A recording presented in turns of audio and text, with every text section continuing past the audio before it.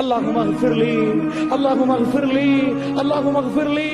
யா அல்லாஹ் என்னை மன்னித்து விடு யா அல்லாஹ், யா அல்லாஹ் என்னை மன்னித்து விடு யா அல்லாஹ். இந்த உலகத்தில் பாவம் மன்னிக்கப்பட்ட இறை தூதர் அவர்கள் தன்னுடைய கடைசி பயணம் மேற்கொள்கிறார். இந்த உலக மக்களுக்கெல்லாம் நன்மை புரிந்த இறை தூதர் அவர்கள் என்ன வார்த்தை சொல்லுகிறார்கள் தெரியுமா?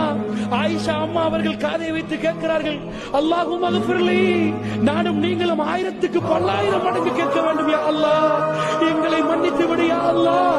கேட்பது ரசூலுல்லாஹ், அல்லாஹ்வுடைய தூதர் கேட்கிறார். 3 தடவை கேட்டார்கள், அல்லாஹும்ம இக்ஃபிர்லி, யா அல்லாஹ் என்னை மன்னித்து விடு. மன்னிப்பதற்கு என்ன யா ரசூலல்லாஹ், நீங்கள் என்ன செய்தீர்கள்?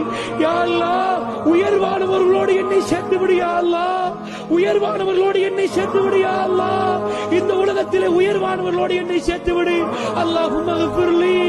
ஆயிஷா அம்மா சொன்னார்கள், ரசூலுல்லாஹ்வுடைய விரல் மடிந்தது, ரசூலுல்லாஹ்வுடைய விரல் மடிந்தது, அந்த கண் அப்படியே நிலையாக குத்தியது. ரசூலுல்லாஹ் எங்களை விட்டு